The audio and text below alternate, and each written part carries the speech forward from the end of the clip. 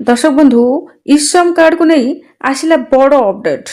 E-Shram card आपण माने केमिति आवेदन करि परिबे। ई-श्रम कार्ड को नहीं कौन कौन सबू नुआ योजना आसिला 2026 पई हमर प्रधानमंत्री मोदी कौन कौन सब ई-श्रम कार्ड पई नुआ योजना आनी दैछंती।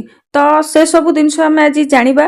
प्रथमे जानिबा ई-श्रम योजना कौन, तापरे जानिबा ई-श्रम योजना रे आमे किपरि लाभ उठाई परिबा। ई-श्रम कार्ड रो योग्यता एवं डॉक्यूमेंट सब कौन कौन अच्छी से विषय में आपको कहबी।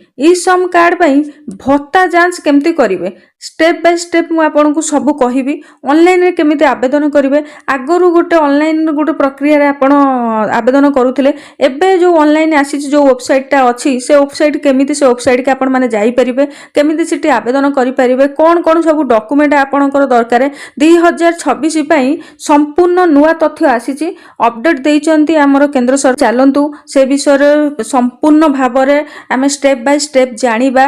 तो केमिति आमे योजना को पाई परिबा, केमिति आमे लाभ उठाई परिबा, केमिति कौन डॉक्यूमेंट रही, कौन योग्यता रही, केमिति आपन भत्ता मिल परिबो, एथरे सब कौन कौन लाभ उठाई परिबा आपण माने। तो से सब विषय रे आज ए वीडियो रे मु आपन संपूर्ण तथ्य देबी। तो चलंतु आमे देरी न करी वीडियो ऊपर नजर पकाइबा। तो ता पूर्व जदि आपण माने नुआ आछंती वीडियो को सब्सक्राइब करबा सहित बेल आइकन को दबाई दियंतु, कहीं सर्वप्रथम नोटिफिकेशन आपण पाखरे पहुंची परिबो। चलंतु देरी न करी वीडियो ऊपर नजर पकाइबा। प्रथमे जानिबा ई श्रमिक योजना कौन।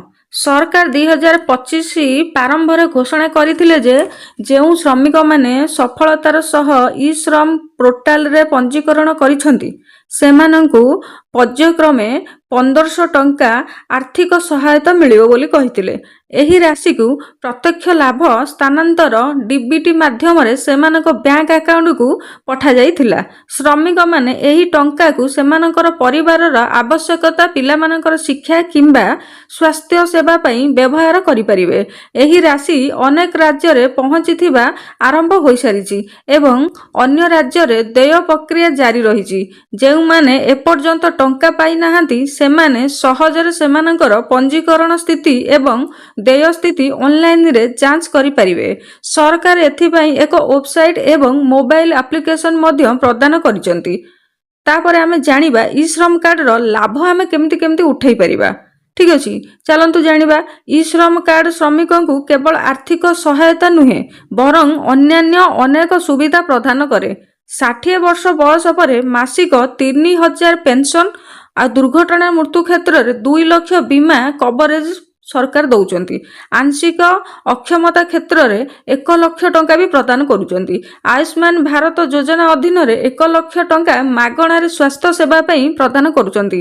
ता सहित राशन कार्ड, उज्ज्वला योजना एवं दक्षता विकास कार्यक्रम भली अन्यान्य योजना सहित जोड़ी होबार भी सुविधा रही। ए कार्ड जदि आपन पाखरे अछि। ई श्रम कार्ड पई योग्यता एवं आवश्यक डॉक्यूमेंट कौन कौन सब दरकार। एही योजना रु लाभ पाइबा पई श्रमिक मानकु किछि आवश्यकता पूरण करबाकू पड़िबो। आपनकर बयस केते होइथिबा दरकार। बयस 16 रु 59 वर्ष मध्य रे होइथिबा आवश्यक।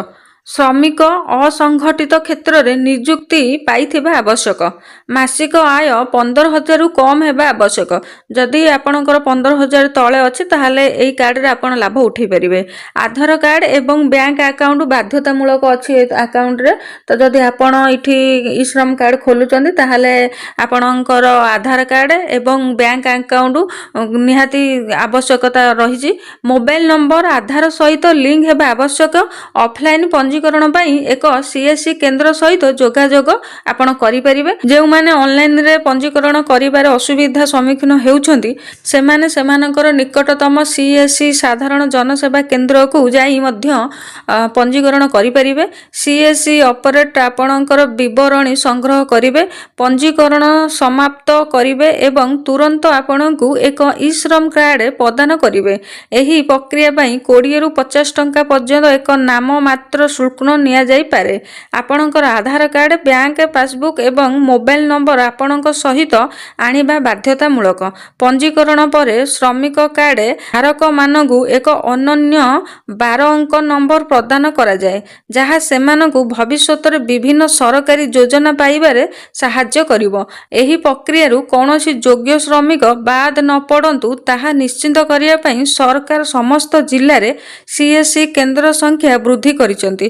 तो आपण माने जदि आपण ऑनलाइन रे आवेदन करिया पई आपनको असुविधा होउची ताहाले आपण जनसेवा केंद्र जाई कि आपण ई श्रम कार्ड को अप्लाई करंतु, जोटा कि आपण 20 रु 50 टका भितर सेडा खर्च हबो। आपण गोटे 12 अंक नंबर प्रदान करा जिवो, जोटा कि कौनसी माने जो योजना सब आसीबो से योजना रे आपण माने कौनसी प्रकार असुविधा रे सम्मुखीन हेबे नाही। सेथिलागि आपण गोटे 12 अंक नंबर प्रदान करा जाउची। तो आपण माने जांतु जनसेवा केंद्र, सिटी आपणकर ई श्रम कार्ड को अप्लाई करंतु। तो अप्लाई कला परे आपण 20 रु 50 टंका पड़िबो। तो भिडियोटी जदि भल लागिछि ताहले आपण माने आकु बहु मात्रा शेयर करंतु। सबुठारु आगे एवं सठिक न्यूज पाइबा पई आपणकर नंबर 1 चैनल वर्ल्ड न्यूज को सब्सक्राइब करी रखिथान।